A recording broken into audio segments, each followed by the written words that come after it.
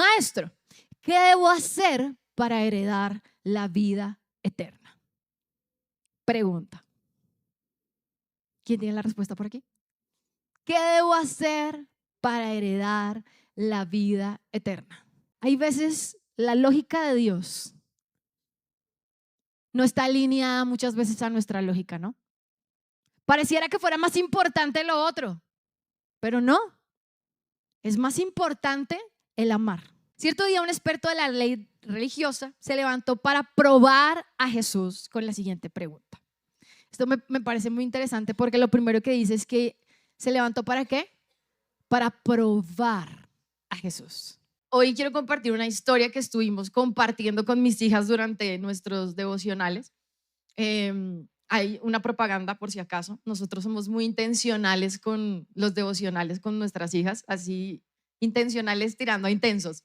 Y todos los días hacemos devocional con ellas. Y últimamente tengo a mi hija Zoe, que es mi pequeño clon, prácticamente. Es como, bebe de tu copa. Y ahora entonces mi hija lo lleva como unas 2 semanas que ahora ella decidió que ella quiere dirigir el devocional. Y entonces ahora ya no nos deja, no nos deja hacer el devocional.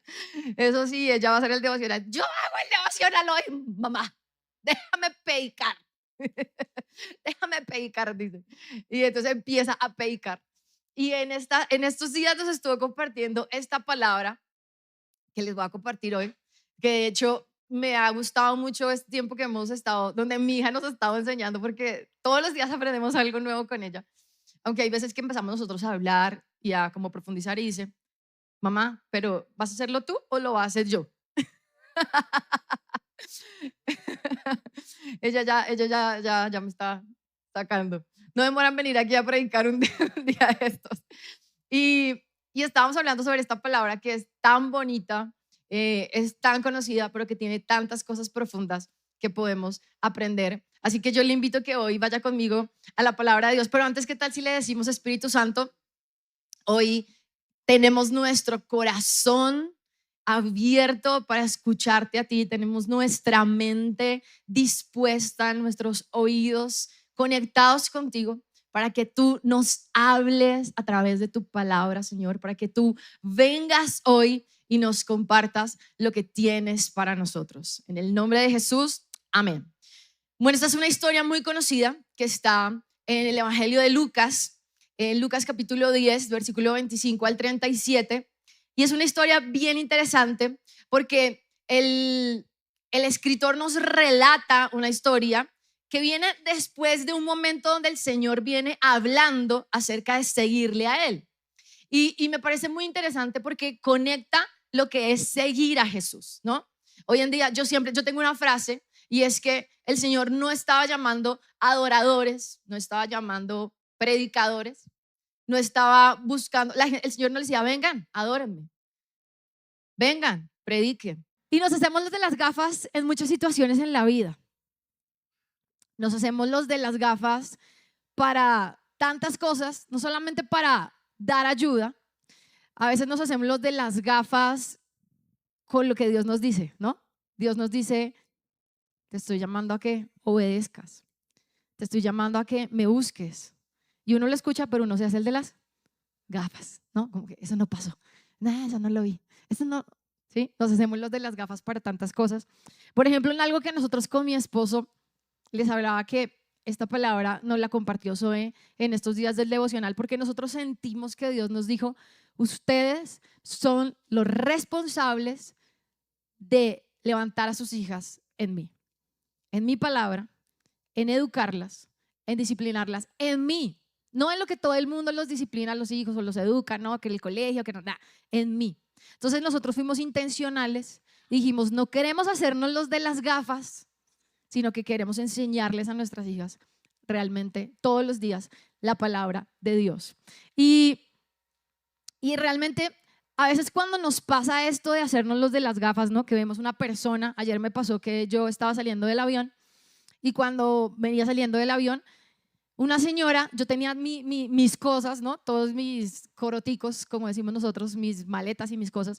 Y una señora adelante, yo la vi, era una señora de la edad de mi mamá, joven, preciosa, bella, ¿no? Joven, de la edad de mi madre. Entonces ella llegó y bajó el gabinete y había un montón de cosas ahí.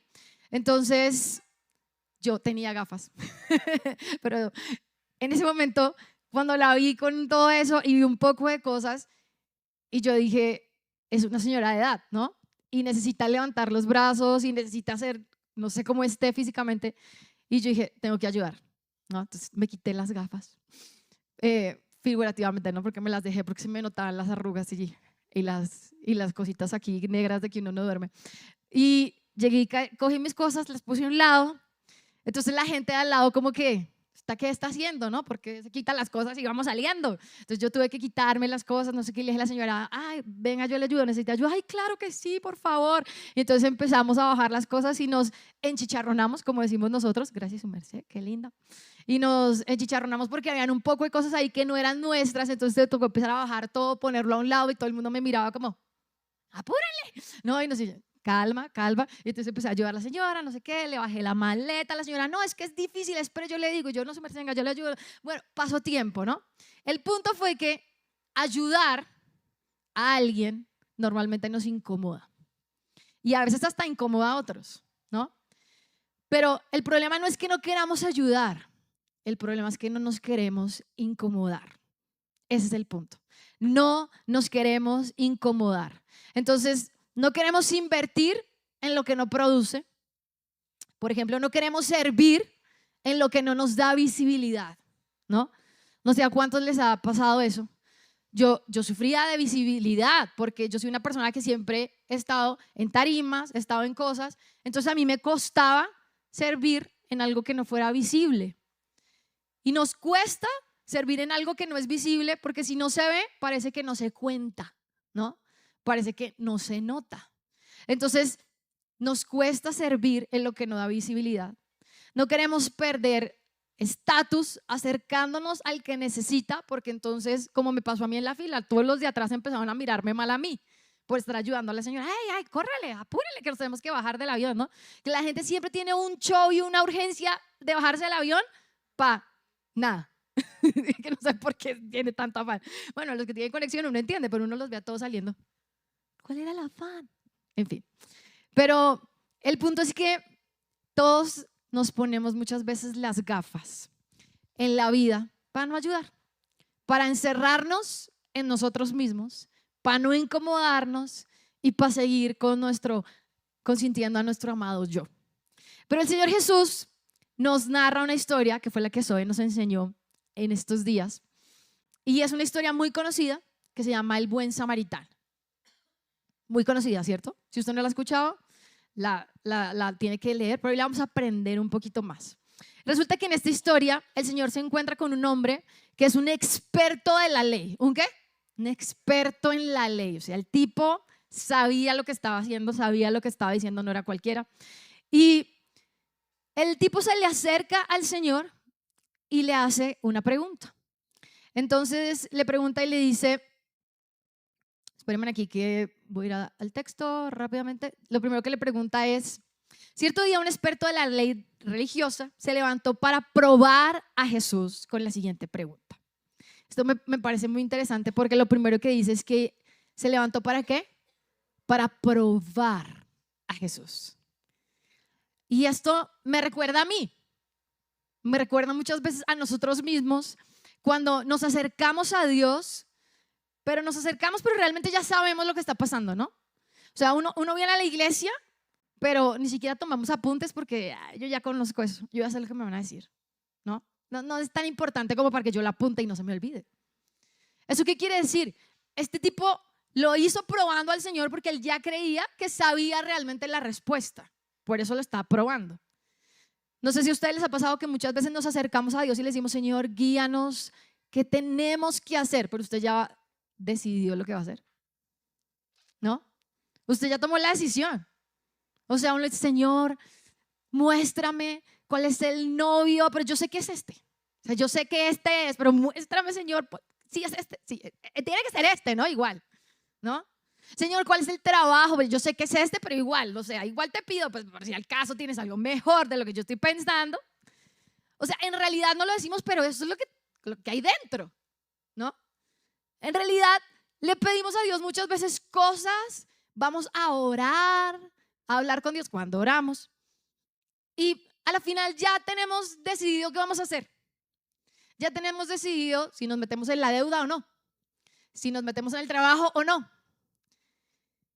Y entonces Dios como que dice, bueno, creo que tú ya tienes la respuesta. Algo así el Señor se comportó con porque el tipo llegó y le dijo, para probar a Jesús, le preguntó lo siguiente: Maestro, ¿qué debo hacer para heredar la vida eterna? Pregunta. ¿Quién tiene la respuesta por aquí? ¿Qué debo hacer para heredar la vida eterna? Interesante pregunta. Y tal vez usted y yo hoy nos estamos preguntando, ¿qué debo hacer para heredar la vida eterna? Lo interesante de la pregunta es que es contradictoria. Es una pregunta de un maestro de la ley, pero se está contradiciendo. Porque la herencia es algo que no se gana. La herencia es algo que nos lo dan, ¿por qué? Por ser hijos, ¿cierto? Yo voy a heredar los millones de mis papás. El papá, ven, ¿cierto? Mis hijas van a heredar los millones de su mamá y su papá. Los millones ya sea de problemas, los millones ya sea de lo que sea que tengamos, eso van a heredar. ¿Por qué? Porque somos hijos. Entonces, el hijo, ¿qué tiene que hacer para heredar? Nada. No tiene que hacer nada, tiene que ser. Entonces la pregunta es interesante porque él dice, ¿qué toca hacer para heredar la vida eterna? Pues no nos toca hacer nada, porque somos herederos de Dios, dice la palabra, y coherederos con Cristo, quien ya nos dio la vida eterna. ¿Por qué? Porque somos sus hijos. ¿Y por qué somos sus hijos?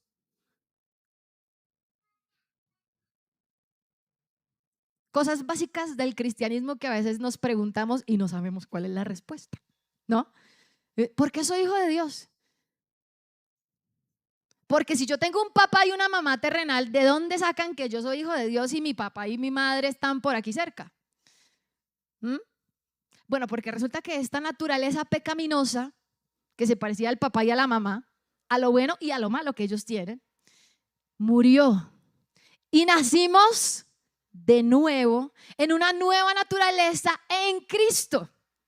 Fuimos transformados por su espíritu y ahí cuando nacemos de nuevo, Él nos hizo sus hijos, ¿no? Porque nacimos de nuevo del espíritu, no del cuerpito, sino del espíritu. Yo alguna vez, hace poco que vine a predicar, les hablaba de eso, ¿no? El cuerpito, ya nada que hacer, este sí se va a morir, o sea, las arrugas y todo eso va a llegar, sí o sí, ¿sí? Pero del espíritu hemos nacido de nuevo y por eso somos sus hijos. Entonces, el Señor, muy interesante, el maestro le responde con otra pregunta. Esto a mí me causa problemas porque cuando yo pienso en el Señor Jesús respondiendo, siempre respondía con una pregunta. Y hay veces digo, o sea que Dios siempre me responde con preguntas, por eso es que no entiendo. ¿Cierto? Porque el Señor cuando le dice, ¿qué hago para heredar la vida eterna? El Señor le dice, no, pues nada, sencillo, lo que tienes es que, lo que yo les acabo de explicar, no tienes que hacer nada. No, el Señor llega y le dice con una pregunta, ¿no? Se parece, o sea, si fuera a mí, yo ya le hubiera hecho todo el catálogo teológico y le hubiera respondido, pero no. El Señor responde con una pregunta, era su forma de comunicar. ¿Qué dice la ley de Moisés y cómo la interpretas? ¿Qué dice la ley de Moisés y cómo la interpretas? Algunos respiran porque no tienen ni idea qué dice la Biblia, ¿cierto? Ahí es donde más de uno diría, ¿qué dice qué? ¿La ley de quién? De Moisés, el que metió los animalitos al arca. No, ese no, ese es otro. La ley de Moisés y además, o sea, yo no sabía que había que saberse la ley y además había que interpretarla. O sea que hay que interpretarla. ¿Cómo así? Uno no solo la lee. O sea, no solo la lee, la interpreta. ¿Según quién o según dónde? Sí. Pero este tipo sí sabía lo que estaba hablando. O sea, imagínense donde fuéramos nosotros, estaríamos más perdidos que la mamá del chavo, ¿verdad? Pero no, este sabía dónde estaba. Dice, sin embargo, el Señor le responde con la pregunta y el hombre contesta muy sabiamente. Ama al Señor tu Dios con todo tu corazón, con toda tu alma, con toda tu fuerza y con toda tu mente y ama a tu prójimo como a ti mismo. Se echó el resumen, ¿no? O sea, este era el resumen de la ley. No había mejor resumen. El tipo se hace el resumen. Y el Señor llega y le dice, ok, perfecto. Le dice, haz eso y vivirás. Y uno queda como, ¿what? No sé si ustedes quedan muchas veces así con el Señor. Yo muchas veces digo, bueno, Señor, está bien, pero profundicemos un poco porque no entiendo. Haz eso y vivirás. El punto es que si nos preguntamos un poquito, ama al Señor tu Dios con todo tu corazón, con toda tu mente, con todas tus fuerzas, y ama a tu prójimo como a ti mismo. Ok, la pregunta es, ¿quién es capaz de hacer eso? Levánteme la mano aquí. Yo soy capaz de amar a Dios con todo mi corazón, con toda mi fuerza, con toda mi mente y a mi prójimo como a mí mismo, cuando el prójimo es su marido cuando le saca la piedra, ¿no? Cuando el prójimo es su suegra, cuando el prójimo es el que te miró mal cuando viniste a la iglesia, entraste y no te saludó. Ese es el prójimo. Ama a tu prójimo como a ti mismo.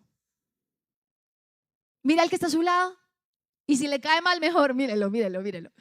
Y si le cae bien, si es su mujer con la que se peleó esta mañana, mejor, míralo. Ese es su prójimo.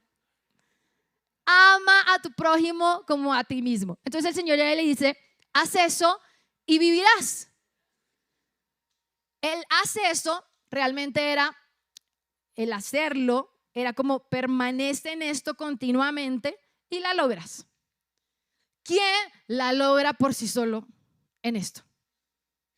Ninguno. No podemos. Por eso está conectado con el heredar la vida eterna, porque en realidad tú y yo no podemos. Lo que el Señor le estaba mostrando a este experto de la ley es que nadie era capaz de cumplirla. No somos capaces, realmente no podemos por nosotros mismos. Necesitamos a Cristo. Tú y yo no somos capaces. No podemos. Mire, yo no puedo amar a mi esposo cuando siempre deja la toalla tirada encima del inodoro. No puedo amarlo así.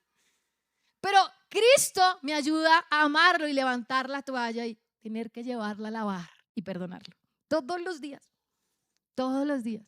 Ahorita él va a decir, cuando él va a decir que no es todos los días, pero casi todos. Solamente Dios nos ayuda a perdonar al que habló mal de ti, a amarlo.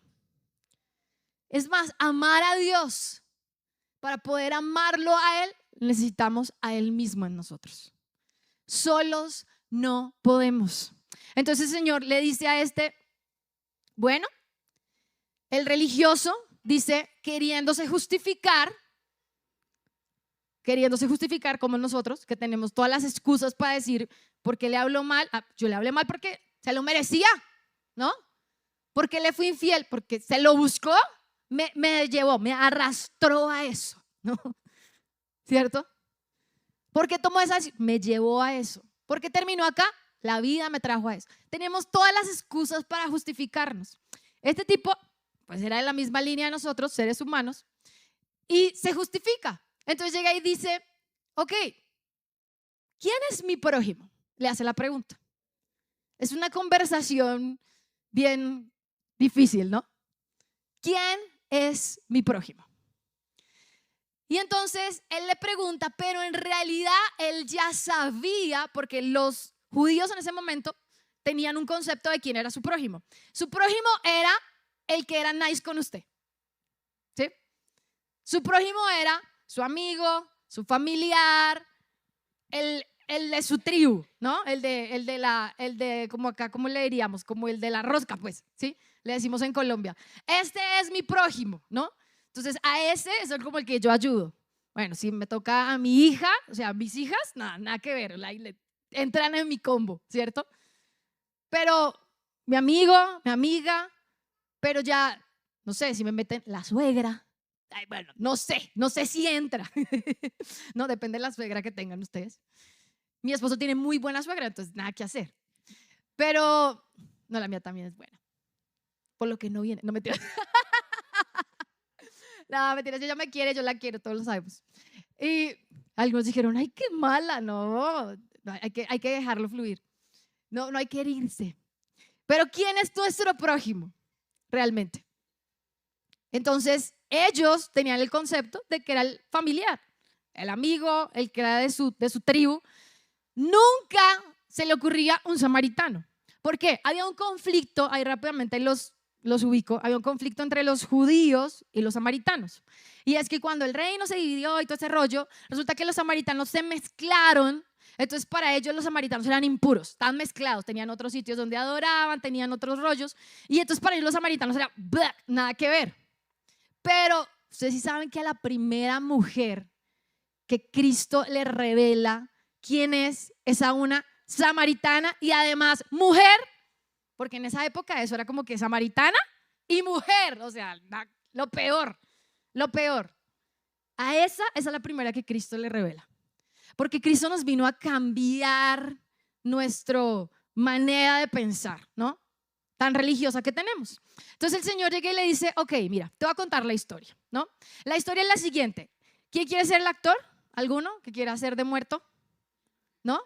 ¿No? Hay gente que es muy buena haciendo de muerto. Frey, ay mami, cómo es de mala, ¿no? Es que, haciendo de muerto, Frey.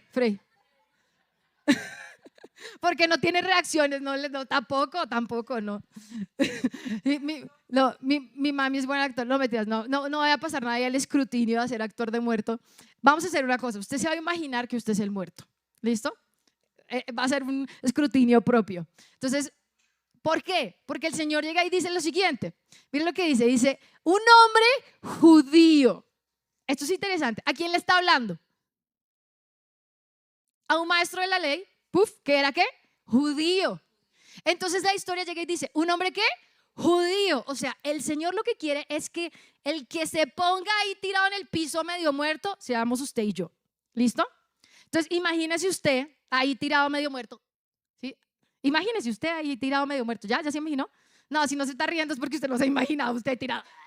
No, alguna cosa ahí tirado medio muerto, usted así. Pero mire todo lo que le pasó. Llega y dice la Biblia. Bajaba de Jericó a Jerusalén, donde hay peligros. En esta vida hay peligros, ¿sí o no? De Suacha para acá, a pie, uno no sabe si llega, hay veces. Entonces hay peligros. Dice, y fue atacado por ladrones que le quitaron la ropa, o sea, se le dieron garra, le pegaron, lo dejaron medio muerto, tirado al borde del camino.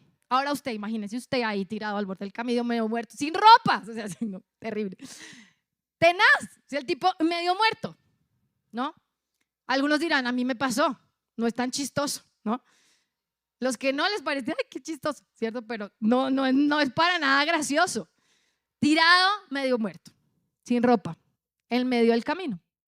Y entonces pasaron dos, un sacerdote, un levita, y la palabra nos enseña que los dos siguieron de largo.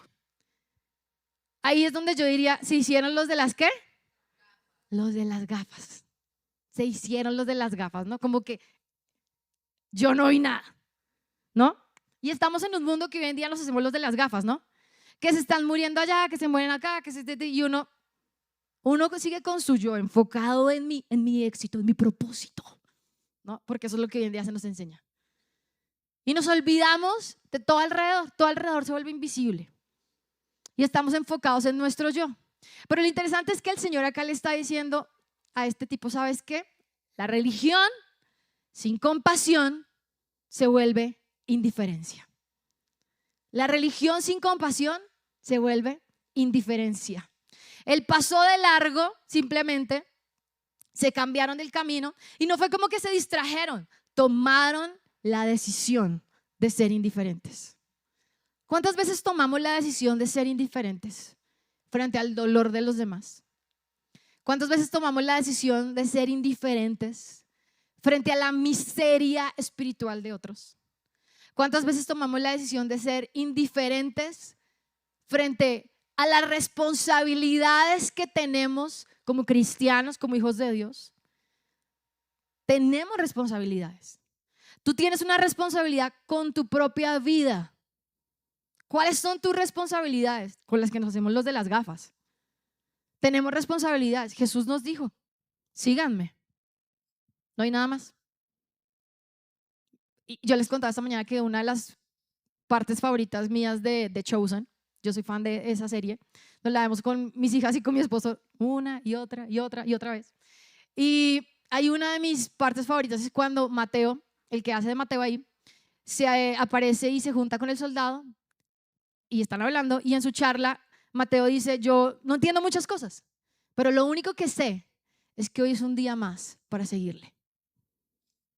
Eso es lo que tenemos que hacer, seguirle. Responsabilidad, seguirle.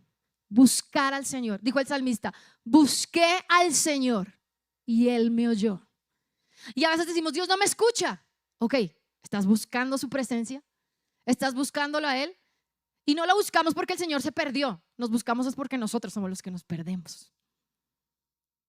Buscamos al Señor, nos profundizamos en su palabra. Los que son papás y mamás, les enseñamos a nuestros hijos la instrucción de la palabra, porque la palabra dice, instruye al niño. ¿En qué? En su camino. ¿Cuál va a ser su camino? ¿En qué camino lo estás instruyendo? ¿En ser el mejor? ¿No? Yo les contaba que mi hijita Antonella, que ella es súper inteligente y es así toda, nada que ver con la mamá. Cuando dice mamá, los fraccionarios, los decimales, yo ve a hablar chino con tu papá, porque no entiendo nada. Yo fui al colegio y solamente sentí que pasé por el colegio. O sea, no sé nada más, solo sé que pasé por el colegio. Terminé, gracias a Dios, leyendo y escribiendo y usando la calculadora muy bien. Pero no me acuerdo de nada más. Entonces mi hija cuando me empieza a hablar de cosas del colegio y eso, yo no sé, yo no me acuerdo de nada. A mí me lo enseñaría. Lo único que me pregunto es, ¿será que a mí alguna vez me enseñaron eso? Pero lo único que sé fue que un día mi hija me llegó y me dice, estábamos con mi mamá, la fuimos a recoger al colegio y mi hija así aventada en lágrimas, llorando, cual película venezolana y novela venezolana que ya ahorita las están recuperando, ¿no han visto? Que ahora está el reencauche de todas. Y mi hija, no, mamá, fue terrible el día, fue lo peor. Y mi mamá se puso a llorar con ella, las dos juntas ahí, no, hija, ¿qué pasó? Y bueno, eso, ellas son buenísimas para eso. Y llegamos a la casa y le digo, ¿qué pasó? Cuéntame, ¿qué fue lo que sucedió? Y me dice, mamá, la profesora me llamó aparte y me dijo, solo te faltó un punto. Así le dijo, te faltó un punto. Y yo la miré y le dije, mi amor, a ti no te falta nada. Si tienes a Jesús, lo tienes todo. Porque en este mundo nos están enseñando que algo nos falta, ¿no? Nos falta vernos mejor, ¿sí? A mí me falta el Botox para que nos diga, algo nos falta, ¿no? Le falta plata, le falta pinta, le falta una mejor novia, una mejor esposa, una mejor familia, un mejor trabajo. Algo nos falta.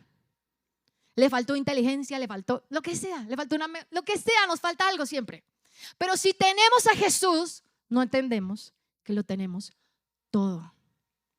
Y cuando estamos en este mundo, pasando por este mundo y nos enfrentamos a ese tipo de situaciones donde sentimos que algo nos falta,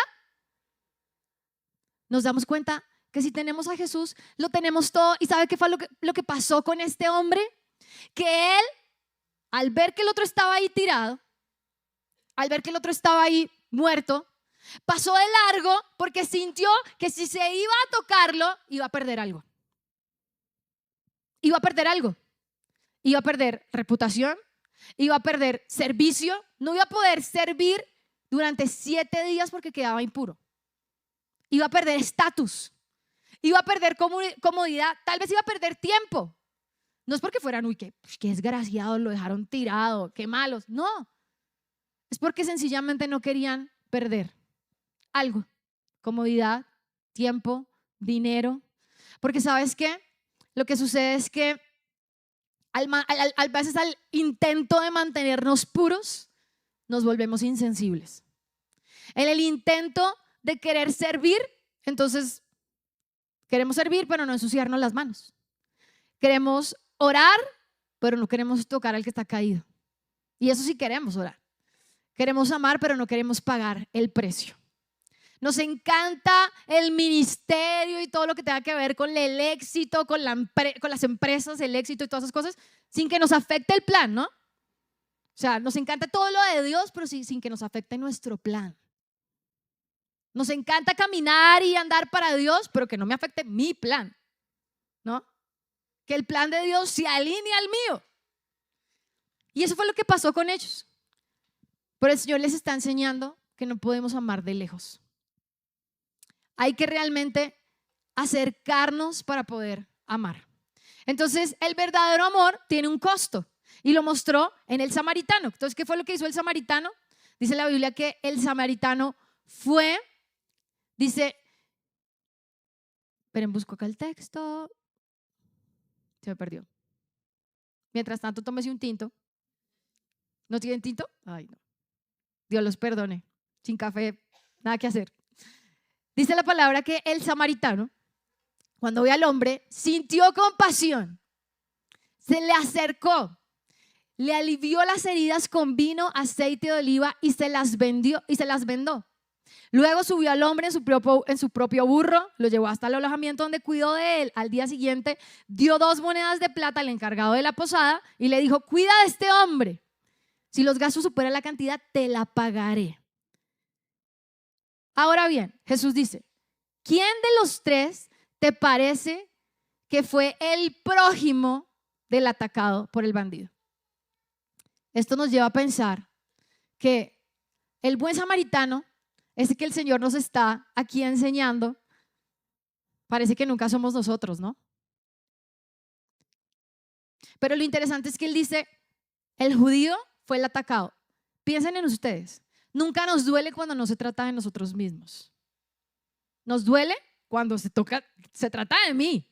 Si se trata de mí, me duele. Pues si se trata de los otros, es fácil, se supera, ¿no?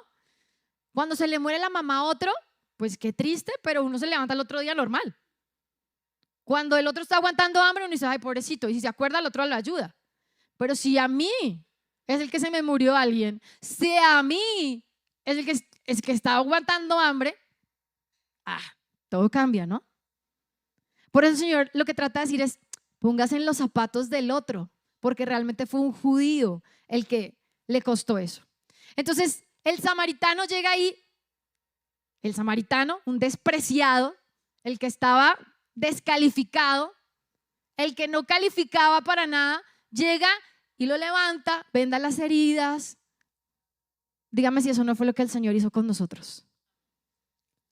Pero si tú dices: yo me siento destruido, yo vengo a la iglesia y todavía siento que mi vida es apesta, que mi vida es una miseria, no puedes ir a ayudar a otro. No puedes hacerlo. Necesitas primero ir al buen samaritano real, que es Cristo, para que vende tus heridas, para que está en tu corazón, acercarte a Él, y ahí sí vas a poder ir a ayudar a otros. No podemos ir a ayudar a nadie si primero no nos hemos acercado al que ayuda, ¿no? Mire que el samaritano tenía para ayudar, tenía los recursos para ayudar. No puedes pretender ayudar a otros si no tienes el mayor recurso en tu vida, que es el Espíritu Santo en ti. Y esto es importante porque hay veces queremos cargarnos los problemas de otros y nosotros andamos emproblemados, ¿no? ¿Sí le ha pasado? Que usted se quiere cargar a otros y ni siquiera usted ha solucionado el suyo. No, no, no, no, no, no, no. Eso no se hace. Primero hay que ir a Cristo, que Él sane y vende nuestras heridas porque nadie más lo puede hacer. Y cuando ya estamos en Él, podemos ir a ayudar a otros. Él ayudó porque podía ayudar. Tenía la capacidad y lo hizo en su capacidad. Mire lo que pagó, dice la Biblia, que fue lo de 2 días de trabajo. Esto es interesante. O sea, Él no se gastó el dinero de todo el mes y dejó a la familia sin comer por ir a ayudar a otro. No, ¿sí? Porque es ama a tu prójimo como a ti mismo. O sea, yo también me amo. Y también cuido a mi familia. Porque a veces en la iglesia nos pasa, o estamos en el lado de los que nos ponemos las gafas y no vemos nada, o estamos en el lado de que nos queremos cargar a todo el mundo y tampoco. Dios nos pidió eso tampoco. Entonces el Señor llega y dice, ok, se detuvo, curó las heridas, dice, y pagó con su sangre lo que nosotros no podíamos pagar. Cristo hizo eso. Cristo hizo eso por nosotros. Tal vez tu vida está como la del judío, ahí tirado en el piso. Tal vez no estás físicamente así, pero tal vez estás espiritualmente como que la vida te pasó por encima. Necesitas a Cristo. Necesitas a Cristo. Tú puedes estar en la iglesia. Ellos eran expertos de la ley, era el sacerdote, era el levita, eran todos los guau, ¿cierto? Ay, mira, hablando de levitas pasaron. No se vayan a hacer los de las gafas, pilas, pilas. Los levitas, los sacerdotes, acá andamos. El levita es el que ayudaba en el templo, ¿no? Esta mañana les decía, todos los que ayuden, mire, si usted lo único que hace es ayudar a calentar la silla, cuenta, entra. Todos los que hacemos algo, todos los que tenemos alguna práctica, pero lo que el Señor acá nos está mostrando es que siempre hay una ley más grande que otra. Hay una ley mayor, una ley menor. La ley mayor, ¿cuál es? Amar. No hay otra ley que sea mayor a esa. No hay otra ley que sea mayor a esa. La ley mayor es que amar está por encima de todo.